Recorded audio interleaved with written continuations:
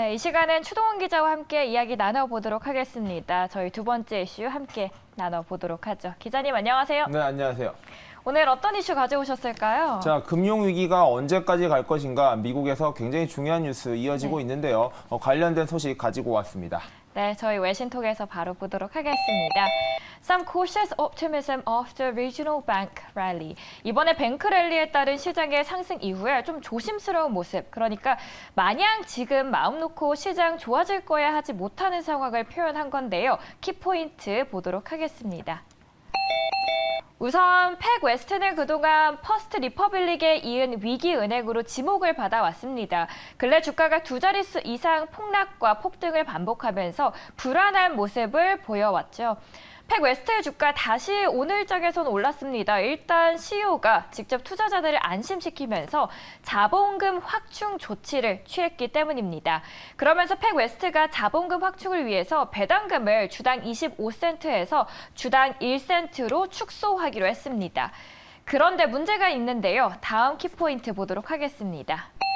현재 은행주가 언제든 반락할 수 있다라는 관측 또한 적지 않습니다. 아직도 불안하다라는 말인데 어제도 말씀을 드렸듯이 워렌 버핏은 주주총회에서 은행권 위기에 대해서 앞으로 혼란이 더 있을 수 있다라고 표현을 했습니다.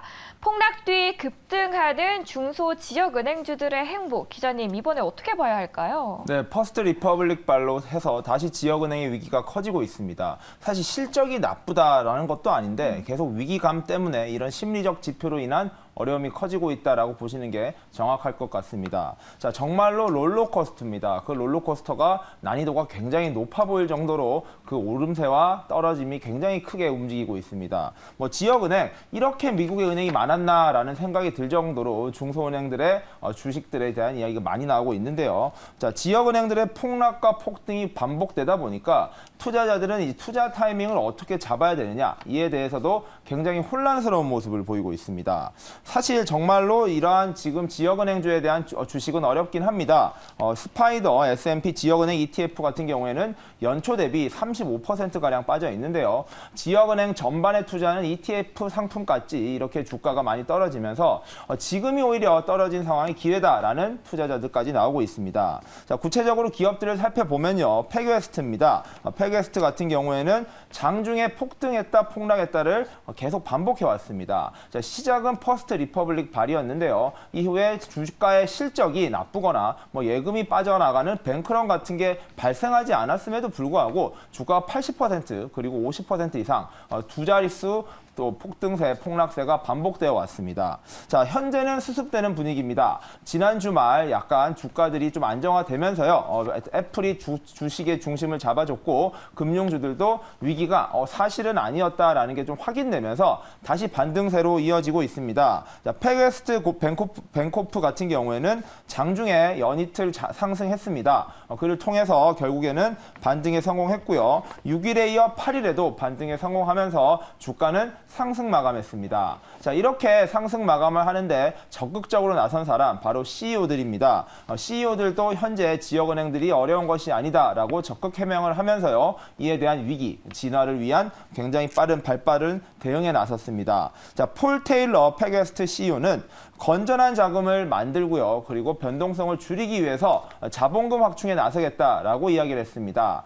즉, 회사가 어렵기 때문이 아니라 혹시 모를 위기에 대비하기 위한 행동에 나섰다라고 보시면 될 것 같은데요. 배당금을 주당 25센트를 준비했었는데 이를 1센트로 줄이겠다라는 발표를 했습니다. 통상적으로는 회사가 많이 어려워지거나 여러 가지 재무적 환경에 경영적인 어려움이 있을 때 이렇게 배당금을 줄이는데 이번 조치 자체는 약간의 사전 예방 조치였다라고 좀 분석을 하는 게 정확할 것 같습니다. 자, 그 외에도 애리조나주에서 사업을 하고 있는 웨스트 얼라이언스 은행 같은 경우에도 매각 검토에 나섰다라는 언론 보도가 나온 직후 주가가 빠졌다가 다시 회복세에 들어갔습니다. 자, 이번 주는 다시 지역은행주들이 상승의 롤러코스터를 타고 있는데요. 또 언제 급락할지는 모르겠다라는 것이 지역 전문가 그리고 금융 전문가들의 우려이긴 합니다. 다만 이렇게 심리 지표 또는 시장의 불안감으로 인해서 왔다 갔다 하는 것이 오히려 기회가 될 수 있다라는 투자 전문가들도 등장하고 있습니다. 자, 펀드스트레트 글로벌의 어드바이저이자 이제 설립자인 토마스 리 같은 경우에는 지역은행 주식의 경우 최소 10에서 15% 그리고 4에서 6주 사이에 투자의 기회가 올 것이다 라고 분석을 했습니다. 즉 실제 기업의 실적보다 또는 기업의 가치보다 현재는 저평가되는 구간들이 계속해서 나오고 있는 만큼 이런 타이밍에 잘 투자한다면 건전성이 굉장히 탄탄한 재정이 좋은 기업들 그리고 그 지역은행들의 경우 향후 중장기적으로는 수익률을 더욱 높일 수 있는 기회가 될 수 있다라는 분석도 나오고 있는 것인데요. 과연 이러한 생각들이 적절한지는 투자자 여러분들이 잘 좀 판단해 봐야 될 것 같습니다. 반론도 있습니다. 지역은행의 위기 사실 지금까지도 예상돼 있지 않았다는 것이죠. 퍼스트 리퍼블릭도 괜찮다 했지만 결국엔 무너졌다. 즉 지금 괜찮다고 하는 이야기가 진짜일지 아닐지는 좀 더 지켜봐야 된다는 반론입니다. 그럴 경우에는 지금이 저점이라는 생각으로 투자를 했다가 오히려 투자자들의 발목을 잡을 수 있다라는 우려가 나오는 만큼 현재로서는 조금 지켜보면서 최종적으로 기업 실적, 기업 건전성을 구체적으로 따져보는 것이 중요한 타이밍이 될 것 같습니다. 네, 은행주 실적이 좋게 나온 만큼 오히려 이게 기회가 될 수 있다라는 입장도 있고요. 롤러코스터라고 표현을 해주셨는데요. 저희가 왜 롤러코스터를 타면 가장 위에 있을 때 내려갈 걸 알기에 불안하고 초조해지잖아요. 그만큼 이번에 은행주도 비슷한 흐름처럼 올라간다고 마냥 이거를 좋다라고 보기보다는 초조한 관점도 두 가지 입장을 저희가 정확히 설명을 해드렸습니다. 이어서 세 번째 이슈 만나보도록 할 텐데요. 세 번째 이슈 만나보기 전에 그림 먼저 보도록 하겠습니다. 기자님, 무슨 사진인지 감이 오실까요? 예, 저는 알고 있습니다. 저는 이 브랜드를 많이 봤는데 사실 한국에서는 잘 몰랐고요. 미국에서 이게 뭐지 하면서 봤었던 브랜드인 것 같습니다. 혹시 그러면 미국에 계셨었잖아요. 네네. 특파원으로 고기 많이 드셨을까요? 그때 미국 당시? 사람들이 참 소고기를 정말 좋아했고요. 저도 미국에서 이렇게 맛있는 소고기가 많구나라는 걸 느끼면서 많이 먹어봤던 기억이 나네요. 네, 그런데 최근에는 이 맛있는 고기의 소비가 좀 줄어든다고 하는데 저희가 타이슨 실적 관련해서 구체적으로 짚어보도록 하겠습니다. 우선 타이슨 푸드 스톡 플러밋, 타이슨의 주가가 폭락했다 플러밋, 곤두박질 쳤다라는 헤드라인인데요. 키포인트로 확인을 해보도록 하겠습니다. 일단 타이슨 푸드는 최대 육가공 업체입니다. 그런데 이번에 실적을 발표하면서 깜짝 적자를 발표했습니다.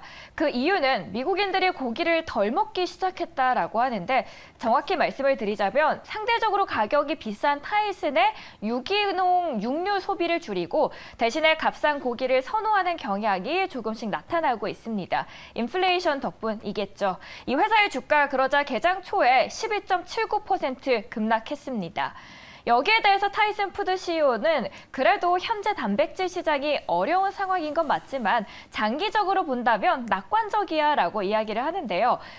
자신의 회사라고 좋게 이야기하는 거 아닌가, 정말 CEO의 말을 믿어도 될까라는 생각도 들고 오늘 일단 왜 이렇게 하락을 했는지 그리고 과연 애널리스트들은 그러면 CEO와 다른 관점을 갖고 있는지도 궁금합니다. 네, 맞습니다. 사실 어려울 것이다 라고 해서 어려우면 다행이고요. 좋을 것이라고 해서 좋다 하면 좋은데요.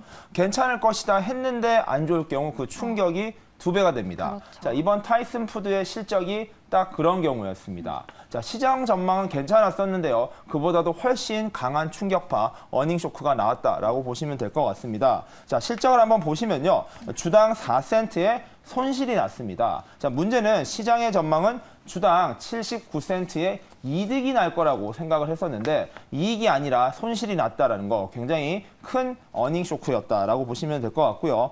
전년 동기에는 이 주당 2.29달러의 순이익을 냈습니다. 즉 EPS가 2.29달러에 달했더니 주식이 결국에 손실로 전환됐다. 그것도 시장의 예상과 매우 다르게 갔다는 것이죠. 자, 일단 타이슨 푸드 같은 경우에는 어떤 브랜드인지 살펴보시면요. 미국을 대표하는 육가공 기업입니다.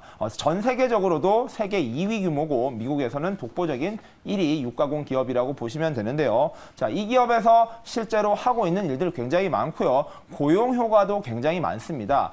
육가공이라는 것 자체가 사람들의 손을 거쳐서 하는 게 많기 때문에 이러한 고용 효과까지 높은 이 타이슨 푸드의 실적 부진이 결국에는 시장 불안감 그리고 정리해고로도 이어질 수 있다라는 측면에서는 좀 우려가 계속 크다라고 보시면 될 것 같습니다.